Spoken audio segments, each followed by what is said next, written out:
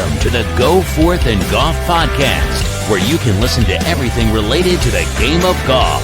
Golf tips to help you improve your golf game, entertaining interviews, discussions about the latest in golf equipment, and so much more. Now, here is your host, PGA professional Steve Goforth.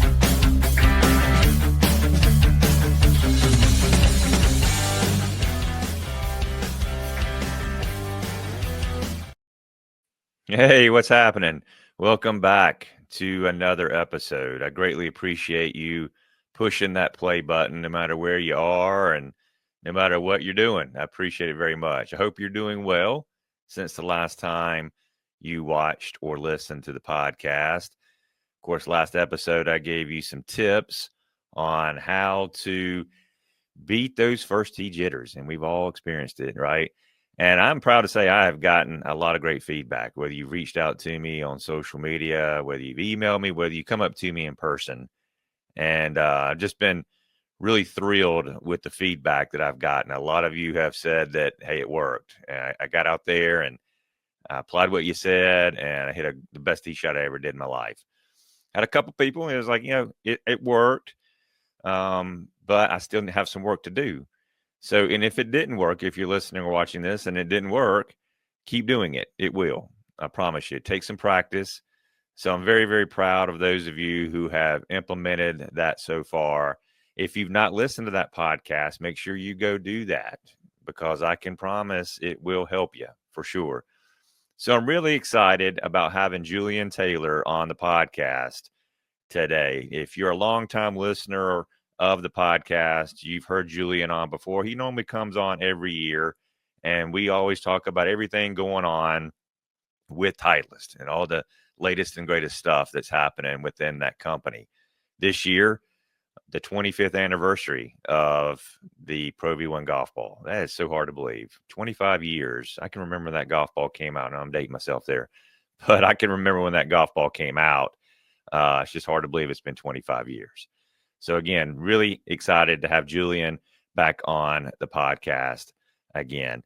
Before we jump into that conversation, I want to go out there, have you go out there and give me a like, give me a follow. So if you're enjoying the episodes, make sure you go out there and follow and subscribe on whatever platform you're listening on. That way you will not miss any shows that drop. So I don't want you to miss out. And if you follow and subscribe, not only does that help you know when new episodes drop, but it also helps grow the podcast, like I ask every episode. So as many likes and follows, subscribes as I can get, the better. Also, if you're feeling extra awesome, go out there, leave me a review, and share it with your friends. That also helps grow this community that we have formed together. So your support is so appreciated, and I want to keep bringing you great podcasts. I want to also thank the Golfer Gang Network.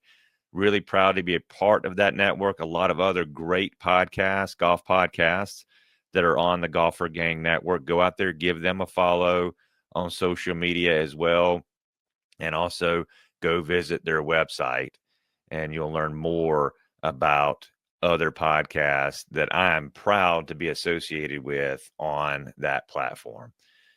So without further ado, let's jump into that fantastic conversation that I had with Julian Taylor with Titleist.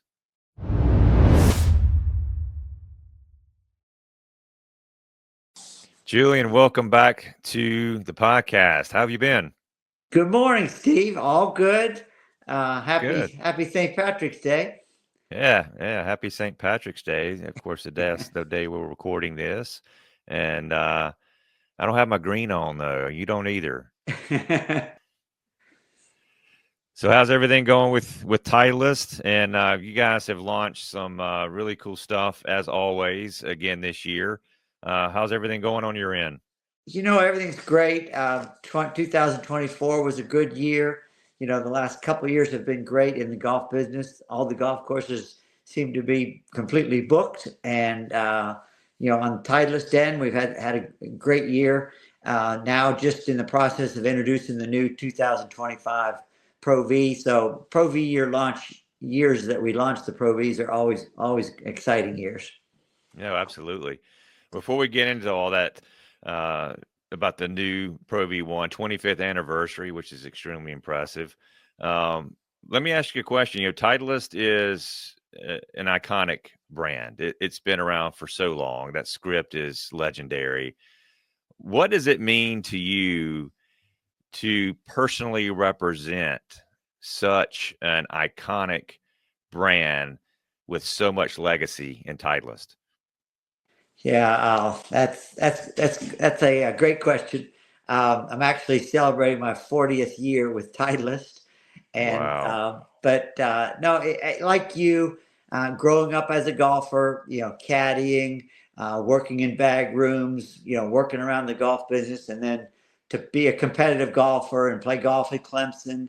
Titleist has always been there, and it's been a major part of my life, obviously. But like you said, it's truly an iconic brand. We have wonderful, wonderful traditions within our organization.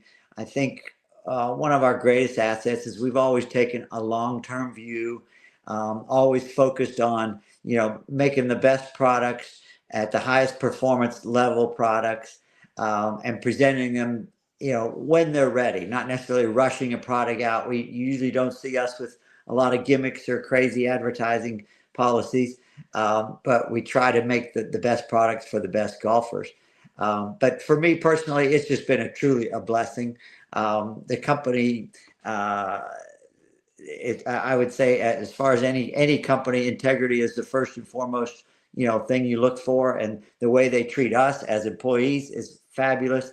And then the way we go about our business within the golf shops, that we treat all of our customers the same. There's not a whole lot of promotional programs and discounts and so on and so forth. It's the same price for everybody, and we try to treat everybody equally. So it's been a truly blessing for me, and to have this career in the game that I love. Well, let's talk about the new Pro V1 and Pro V1X. 25 years that this golf ball has been out. That's amazing. It's hard to believe. I can remember, I'm dating myself a little bit, obviously, but I can remember when it came out, and it's just hard to believe it's been 25 years. What did you guys do with this golf ball on its 25th anniversary to make it better than it's ever been? Right. Yeah. I always preface this when I start talking about the new ball. I always say, we're not going to change it a great deal. It's been really good for 25 years. Number one ball on tour, number one among all amateurs and juniors, et cetera.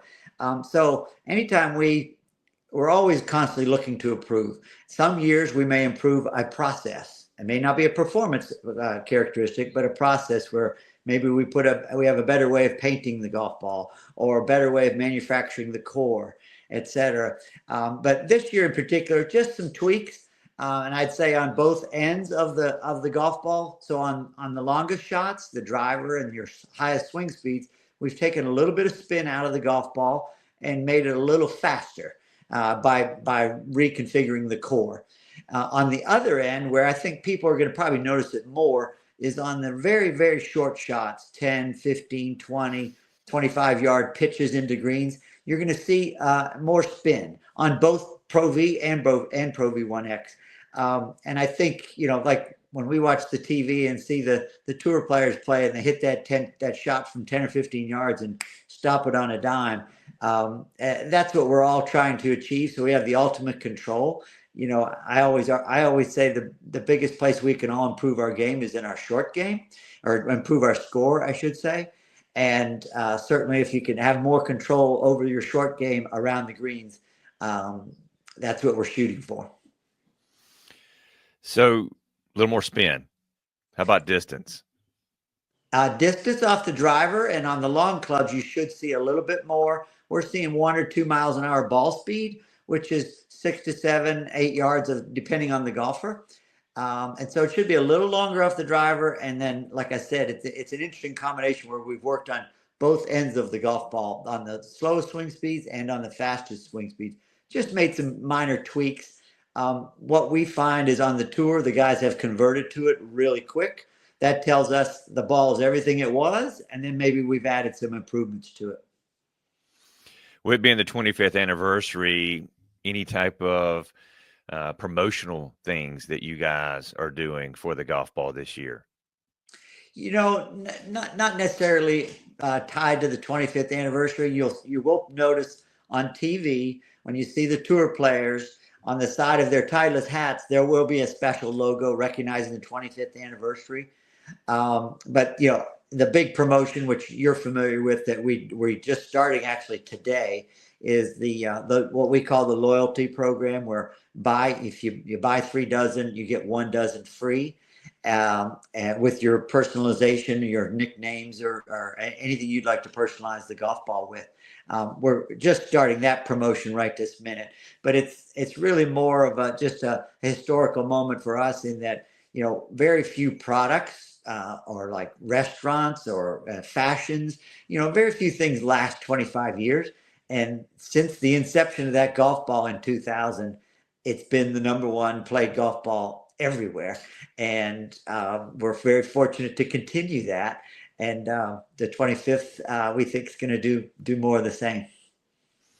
So with the buy 3 get 1 promotion, is that for custom orders only?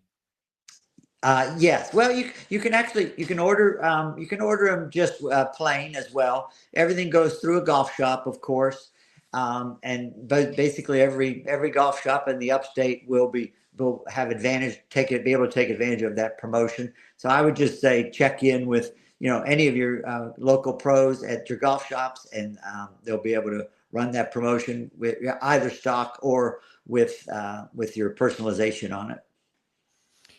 Let's talk about the mini driver. Now, mini drivers have really exploded in popularity.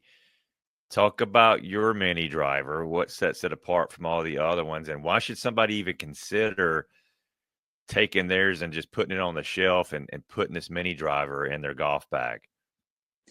It's a great question, Steve. And I actually, I've just got my sample last week. So I'm just now presenting it to a lot of our customers, and I'm trying to figure out where it fits in the scheme of things. Is it for the big hitters who are trying to use it more on a dog leg, or where they're trying to not hit the driver quite as far, but with more control? Or is it on the other end of the spectrum, maybe the golfer that doesn't necessarily have a lot of confidence in his driver, but likes his 3-wood?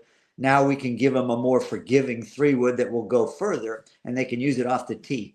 It's a slightly bigger head, 280 cc's, whereas a traditional 3-wood might be 180 cc's, and a driver's 460 cc. But it's been an interesting product. We've had it on the tour for about 3 years, just tweaking it, trying to get it right, and to see where it fits in the game. Is it a 15th club? Is it a club that maybe you use on certain golf courses, but maybe not on others? On the tour, what we find is the majority of the players play a fade, or the ball, they take the left side out of the golf course, and the ball goes out and slowly drifts to the right. And what we're finding is they want a club that they can hit right to left or with a draw, if you're a right-handed golfer. And with the mini driver, with 13 degrees of loft, you're going to get more spin, and ultimately you'll be able to work the ball more, particularly more to the right, to the left. And that's where I see it fitting in right now. I'm going to be real curious to see where it goes. I'm assuming custom shaft options in those as well. Yes, any of our shafts that we offer, and we have literally hundreds and hundreds of shafts. But yes, the mini driver intrigues me. I've not, I've hit a couple and like it, but I guess like you said, trying to figure out where does it go in the bag, when do you need it, and it could be that situation where it is a course that you play that you need to put it in your bag. It's going to help you a lot more. So I think it's a fantastic concept. And again, I think it's something that's becoming more increasingly popular amongst golfers for sure. Yeah, I think it's going to be interesting once we get the fitting clubs and the demos out there, when guys get on the launch monitor and they start seeing the differences between their driver and their 3-wood and where that mini driver fits in there as far as distance, as workability, and forgiveness. So yeah, it's an interesting product to me. I'm curious, and like I said, as I'm making my rounds and seeing all my pros, I'm asking them where do they think it's going to fit in and what's going to be the best play for it. Let's talk about the new Scotties, new Scotty Cameron putters out there. Just, you guys, it goes without saying, Scotty Cameron is the elite of the elite when it comes to putters. Talk about the new line you guys have. Sure. Yeah, that's another, when you talk about brands and how they maintain their momentum and popularity. We actually introduced Scotty Camerons in 1994, 95. So we're 30 years into it as well. And it continues, to your point, continues to be a very, very popular item, almost a aspirational product where people want to use one. But this year in particular, on two sides of the perspective, on the mallet side, we're going to continue with the Phantoms as they are, but we've added 2 or 3 new models.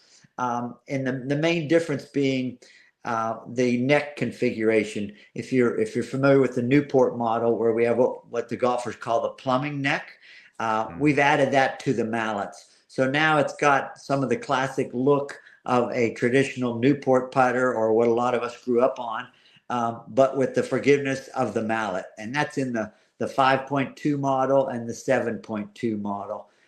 They're just arriving in the golf shops as we speak. On the other side, the traditional studio line, or what we call, which now has become our traditional blade, so to speak, which is Newport, Newport 2, Del Mar, and so on. All of those have gone through a refurbish, redo, so to speak. The big change is we've added a new insert to the putters, and it's beautiful looking. But it's a carbon steel metal, so it's actually softer than the stainless, and it has what we call a chain link grid pattern to it with the milling process, and both of those give you a little softer feel and a little quieter sound. So updated, some very familiar faces and very familiar models, but with an updated to the new insert.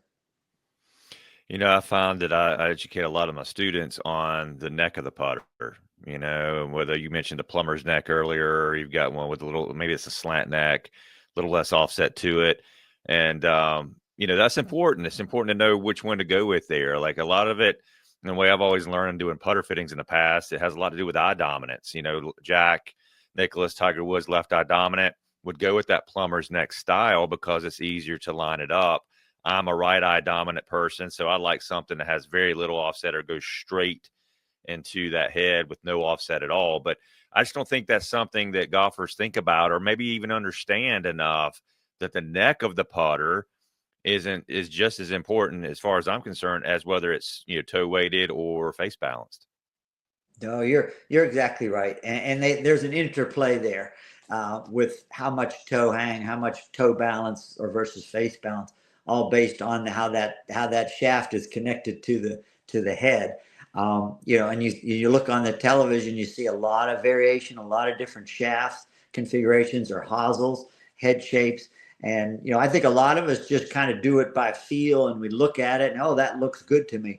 But at the end of the day, through a good fitting, you might analyze it and find out that, you've gone to that and you've built your stroke around it. And so a lot of folks will, even though they'll change models, they'll stay with similar neck configurations or balance points. Yeah. Yeah. I think it goes back to things I've talked about on this podcast in the past is, importance of getting fit for the putter, because, you're a novice golfer, you walking into a big golf shop and you see all those putters around their practice green. And it's like, well, which one do I go with? And I think it's important to understand that, the neck, the face, the toe weight, whatever it may be, length, mallet, traditional style putter, whatever it is, they all have different characteristics. And if you go through a fitting with an experienced and knowledgeable fitter, they're going to be able to explain all that to you and make sure you get the right model and style in your hand. Exactly. Yeah, I think that's kind of the next horizon as far as fitting goes. We obviously do a lot of fittings with the launch monitor and driver and the irons and so on, but there isn't a whole lot of opportunity to get fit right this moment, but that's coming. There's getting more and more fitting systems out there, but you're exactly right. Like any part of our game, if you can have a PGA professional help you out and guide you through the process, you're going to be better off. Yeah. Well, tell me about one Titleist product that you think is underrated or it doesn't get talked about enough. Yeah, that's a great question. I think maybe how I would frame it is, Titleist has always had a great reputation for the tour players and the better players, and there may be a perception out there that it's just our products are just for better players, and maybe 25 years ago that might have been the case, where maybe we were just making blade irons and smaller headed drivers and so on, but today, I guess the misconception, or what's not talked about, is our game improvement equipment. In that our driver, the GT2, 3, GT1, are as forgiving or more forgiving than anybody's in the industry. In the iron line, the T150 is our number one seller, but the T200 and T350, which are larger, much more forgiving, easy up with the launch characteristics, and so we've seen a lot of momentum in that direction where people are getting more comfortable. Maybe I'm a 15 or 18 handicapper, but you can use Titleist clubs, and I think we've made big strides there. You'll see like in my set of clubs, I've got a blended set where I've got the 150. 7 through pitching wedge or 6 through pitching wedge, and then I've got the 350 in the 4 and 5 iron, which with my swing speed at my age, it helps me get a better launch than the other clubs. But we can build our sets now based on what our individual needs are. But overall, I think people need to know, hey, we have golf clubs for every level golfer, from the tour player to the scratch golfer to the 15 to 25 handicapper. Let's briefly talk about the wedges. SM10, fantastic wedge. The old classic oil can wedge. You guys have that. Talk about that, because again, I'm dating myself again. But if you remember, those oil can wedges were fantastic, and you guys have those. Talk about that. Yeah, so oil can, that is simply a different finish than the inline clubs, so that we have SM10s, chrome, nickel, black. We have raw finish, and then the oil can is a limited edition. We're just now launching. It'll be sold out here in a couple of weeks, I'm sure. Yeah. But it's got a beautiful patina look to it. It will wear, and show wear marks, which a lot of guys like to see that wear mark and like to see their sweet spot wear out. But it's kind of a neat looking product that is basically a raw wedge. It doesn't have a chrome finish on it. And then it has this treatment on it that gives it really a cool, we call it oil can, but it's kind of a bronzy gold look to it. But very popular. We had done it in putters a number of years ago. We did it in wedges several years ago. And just to bring it back, and golfers, I'm always amazed. Golfers like to have something special. And when I work a golf tournament and I see people walk up with their bags, and they've got their bag maybe with their name on it or their logo or their club logo, and then they've got special head covers, and then they like to get their wedges a certain way, maybe stamped with initials, and then the Scotty Cameron putters. So it's a wonderful game, and I'm as guilty as anybody of it, is having your unique setup and special clubs that Bob Vokey always says, you need to fall in love with your clubs. You need to fall in love with your wedge. So you feel comfortable, you feel confident, and like I said, fall in love with your clubs. Yeah, no, it's great advice. So kind of piggybacking off the nostalgia aspect of the oil can wedges, I got a fun question for you here. If you could build your dream bag with any Titleist product, past or present, what would that bag look like? What would go in that bag? You know, it's a great Well, it's a great question because in past, when I was growing up, a lot of the products we actually were seeking old clubs, like the old wooden drivers. There was a perception and probably a reality that the old wooden ones were better than the new wooden ones. But in today's world, with technological advances, with us, it's about every 2 years we come out with new models, and so everything I would have in my bag would be current. Um, the one fun area might be, to your point, like the putter and the wedge. I might, like I love that triple black, dull black, matted black finish on a putter. I've always liked that, so I like that. Maybe in a custom mallet. I don't have that right this minute. I've got just a normal Phantom in the bag, and then the wedges. It's fun, guys. I like, stamp your initials, stamp the lofts on them. That's always fun.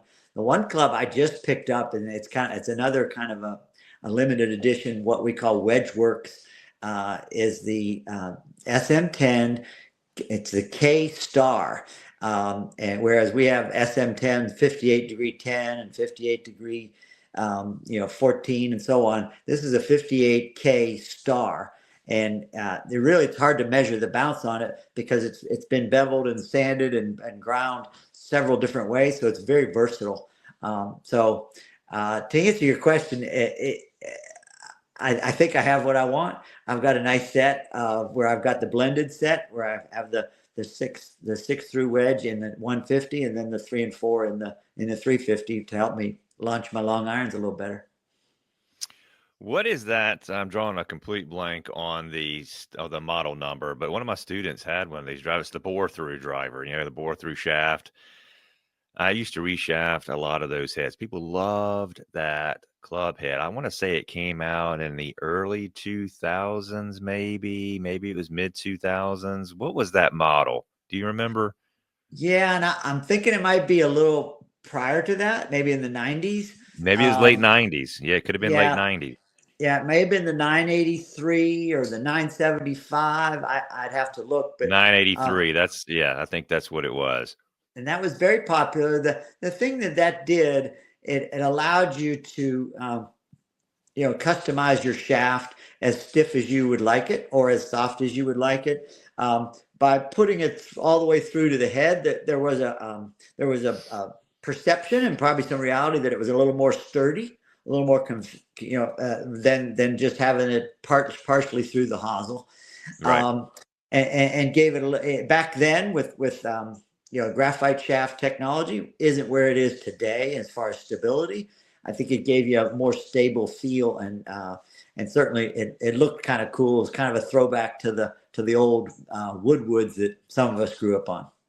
No, absolutely. He's a great driver. And like I said, student still has that. I think he has a fairway widths too.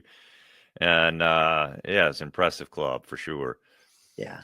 What would you say is one piece of advice that you'd give an amateur golfer that's looking to improve their game and just have that right equipment in their golf bag?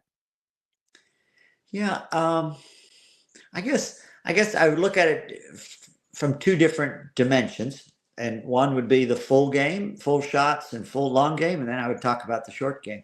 But the biggest thing I would say is have an open mind. And that if you're working with it, you're confident, you're working with a fitter or a professional that knows your game and can run you through with the launch monitor and see your numbers. And basically what we do nowadays is write a prescription. If your driver is at this speed with this much spin and this much launch conditions, then this is what we think you need. But I would say to you, be open-minded. Don't necessarily say when a lot of people go in, I really I want this model, or I'm looking at that model. Be open-minded to see what works best. And what we're finding with the best players in the world is they don't care what the club is, as long as it does what they're looking to do. I'll give you an example. There's tour players with high swing speeds hitting 6 woods, 5 woods, 6 woods, 7 woods, and even 9 woods. And, in the past, that was always, you see that at a country club golfer, have a whole bunch of head covers in the bag. Well, now tour players with launch monitors, they know, like I think Dustin Johnson was the first one 3 or 4 years ago. They played the PGA at Southern Oaks, and they had 3 par 3s that were all about 240 yards. Well, he can hit a 4-iron 240 yards, but it's going to come in low and probably release. And he found by taking a 9 wood that he could take it side by side and hit him on the launch monitor and get the same distance, but it would come in much softer and be more controllable. And so now you got a tour player with a head cover on a 9 wood, which nobody would believe.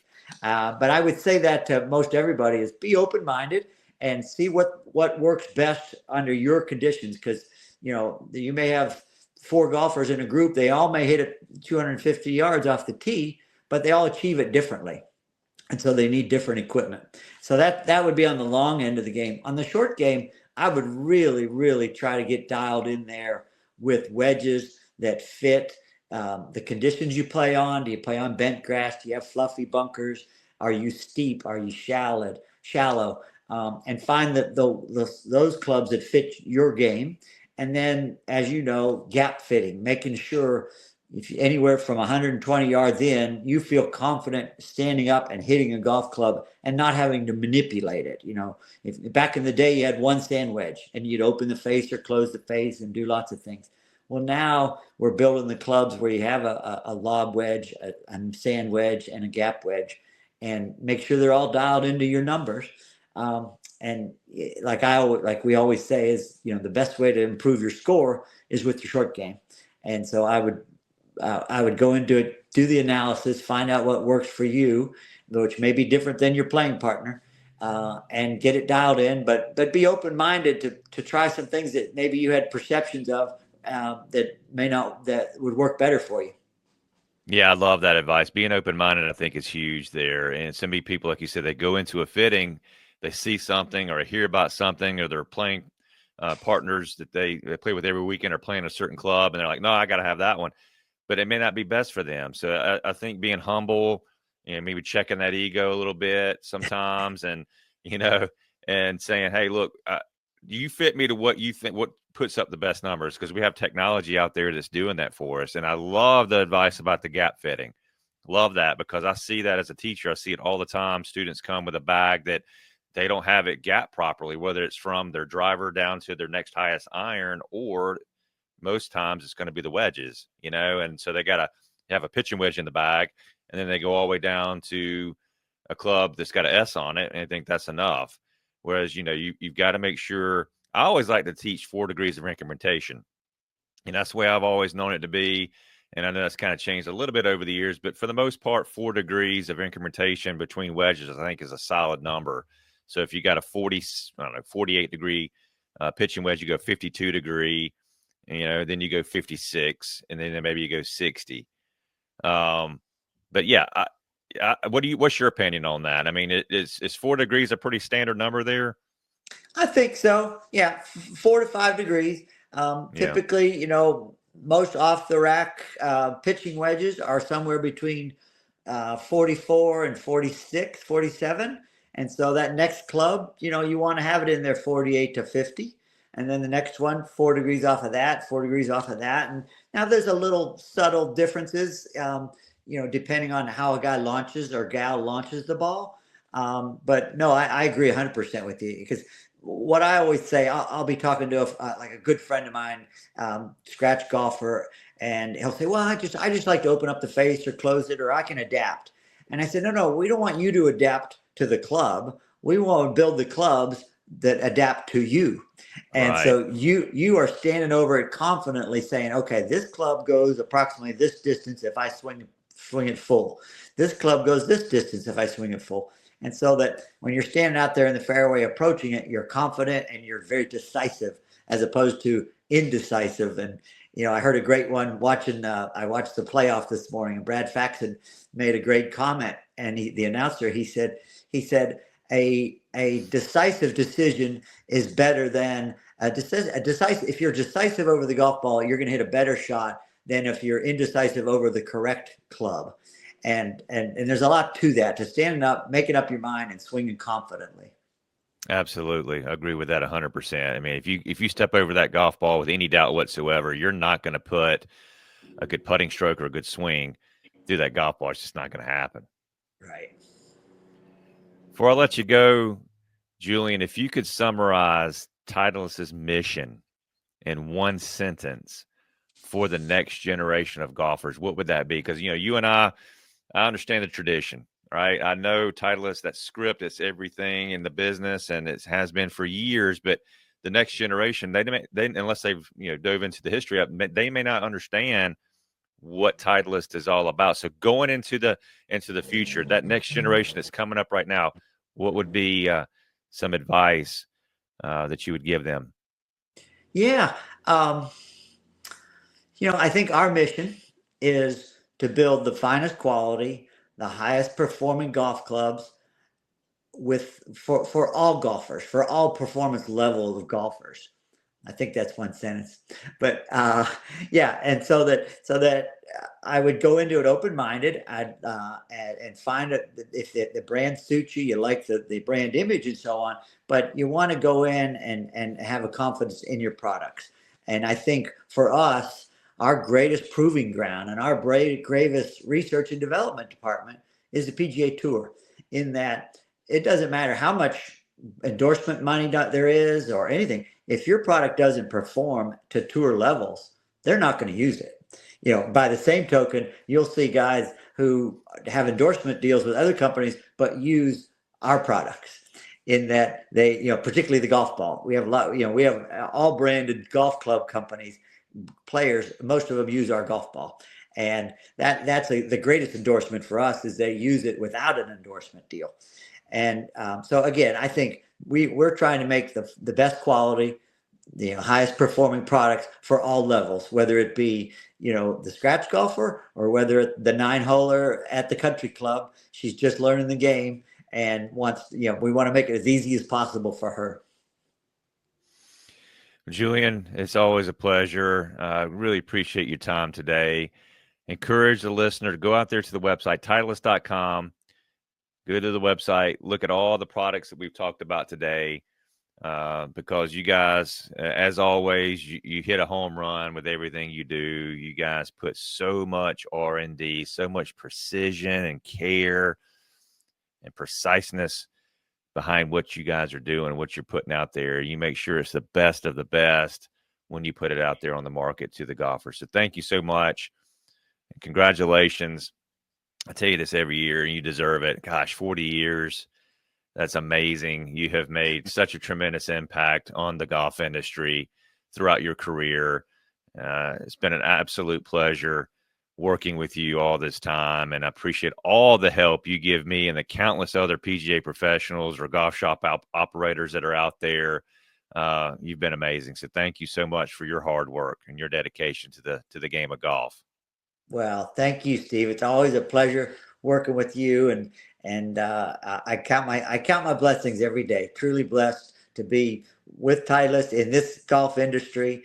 And I say to my customers, like you, I said, my results and sales results are only as good as you are, and so it's about we and not necessarily about me.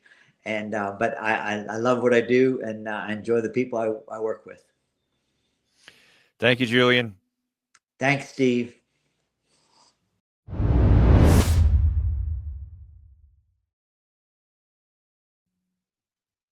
Thank you so much to Julian Taylor for taking the time to come on the podcast. Again, he is so gracious to give me his time every year to come on here and educate you and talk about their wonderful products at Titleist. And so I hope you took away a lot of great insights from that conversation. Go out there, check them out on their website, Titleist.com. Go follow them on all their social media platforms, and make sure that you go get fit. Go find a fitter near you that's going to put you in the right equipment or the right golf ball. You can get fit for the golf ball as well and experience the tremendous advantages of that new Pro V1 golf ball this year. If you like what you heard, go out there, make sure you subscribe, you rate the podcast, you leave a review on whatever platform you're listening on. Apple, Spotify, YouTube, Amazon Music, Odyssey. There's so many different platforms. Obviously, the major ones are going to be Apple and Spotify. Leave me that review. It just helps me reach more listeners, helps me grow this podcast. Like I was saying earlier, I need your help on that. So please go out there, take the time as soon as this podcast is over, maybe pause it, just go do that rating, go do that review. It will really, really help me a lot. I'm always looking forward to hearing from you. So if you have any thoughts, you have any ideas or any questions that you want me to talk about on a future episode, reach out to me. Again, all my social media platforms is at GoForthGolf. You can go to my website. It's goforthgolf.com. Or send me an email. It's sgoforth@pga.com. I'd love to hear from you. It's always a pleasure. And there may be an episode that you want me to air, a topic that you want me to talk about.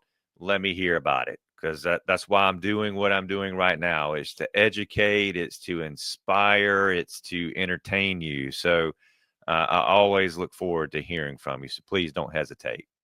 So until that next episode, go out there, hit those drives long and straight, hit those greens and regulations, drain those putts, and most of all, get out there, have a great time. Don't ever lose sight of that. Don't forget to do something nice for somebody today, because it's going to make you feel absolutely amazing to put somebody else ahead of yourself. And remember, together, let's go forth to a better golf game. You've been listening to the Go Forth and Golf Podcast. Be sure to subscribe to this podcast wherever you're listening to receive alerts on new episodes. For more information, please follow us on social media at Go Forth Golf Instruction or visit our website at goforthgolfinstruction.com. Remember, together, let's go forth to a better golf game.